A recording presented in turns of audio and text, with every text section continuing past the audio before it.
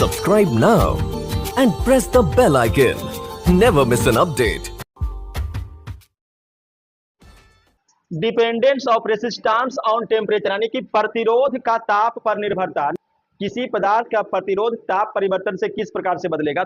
अगर धातु होगा और ताप बढ़ेगा तो उसका प्रतिरोध भी बढ़ जाएगा, लेकिन अधातु हो या अर्धचालक हो और ताप बढ़ाएंगे तो उसका प्रतिरोध घट जाएगा, नहीं उल्टा होगा। तो यहाँ पर देखिएगा कि सभी धातुओं का प्रतिरोध ताप बढ़ने से तो बढ़ेगा, लेकिन अगर अधातु होगा या अर्धचालक होगा तो उसका प्रतिरोध ताप घटने से घट जाए, ताप बढ़ने से घट जाएगा, उल्टा होगा।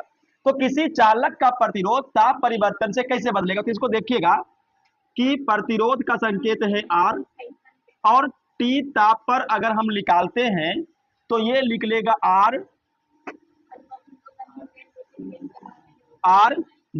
यानी कि प्रारंभिक ताप पर प्रतिरोध into 1 plus alpha T minus T0, और इसी को हम लिख सकते हैं RT equal to R0 1 plus alpha, और यहां पर इसको क्या लिख सकते हैं डेल्टा T, जो उसमें लिख रहे थे। तो दोनों सेम ही फॉर्मूला है, जहां हम लिख सकते हैं R0 क्या है, तो प्रारंभिक ताप पर प्रतिरोध, प्रारंभिक ताप पर प्रतिरोध,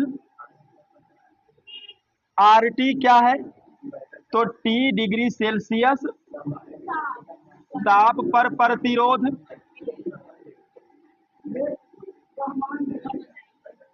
अल्फा क्या है, ध्यान छोड़ो, उसमें अल्फा था प्रतिरोधकता ताप गुणांक, तो इसमें अल्फा क्या होगा, प्रतिरोध ताप गुणांक।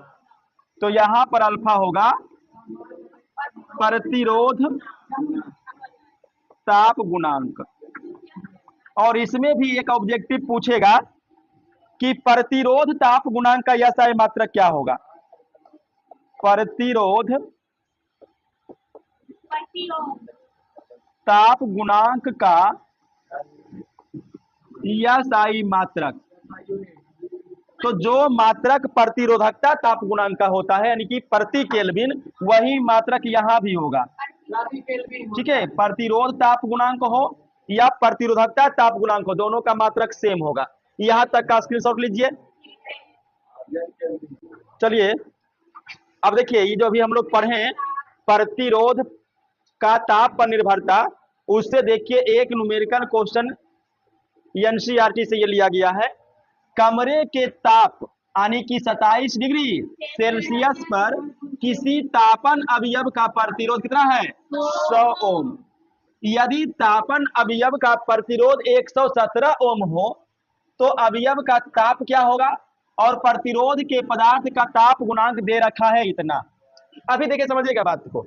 अभी हम लोग क्या देख रहे थे कि अगर धातु है, क्या है, धातु, तो ताप बढ़ेगा तो प्रतिरोध भी बढ़ जाएगा। देखिए, धातुओं का प्रतिरोध ताप बढ़ने से बढ़ता है। अब यहां भी देखिए 27 था ताप, तो था 100 और हो गया 117, तो बोलिएगा प्रतिरोध बढ़ा कि नहीं, इसका मतलब ताप भी बढ़ेगा।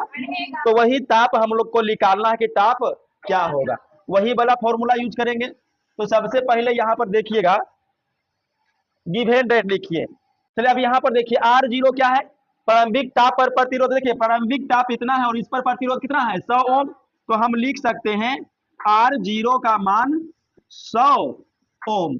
ठीक है, यदि तापन अवयव का प्रतिरोध 117 हो जाए, यानी कि RT का मान दिया हुआ है 117 ओम, और इस पर ताप कितना होगा, तो ताप देखिए कितना है, बोलिए T डिग्री सेल्सियस।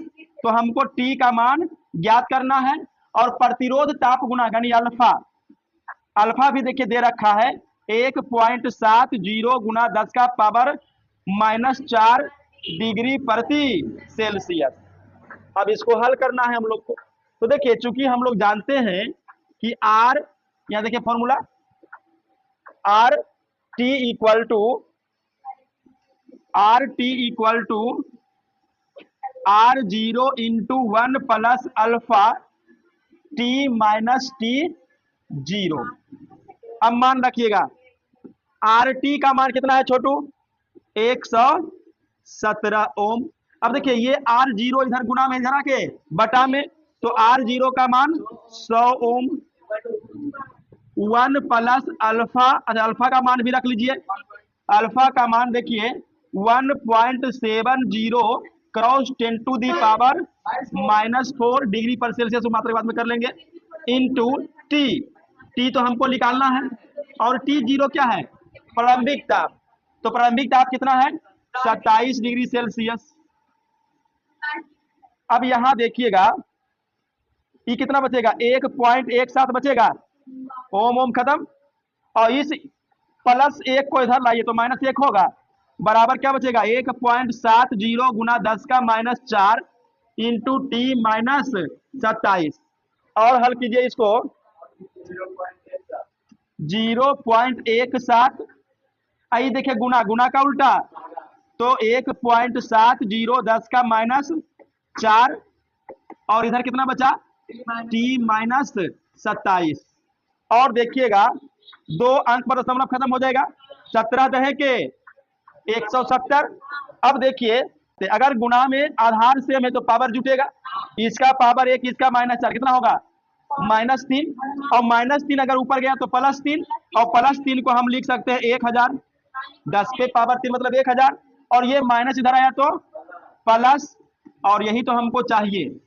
टी कितना निकल गया? 1027 डिग्री सेल्सियस, यही आंसर हुआ। ठीक है, चलिए इसका स्क्रीनशॉट ले लीजिए।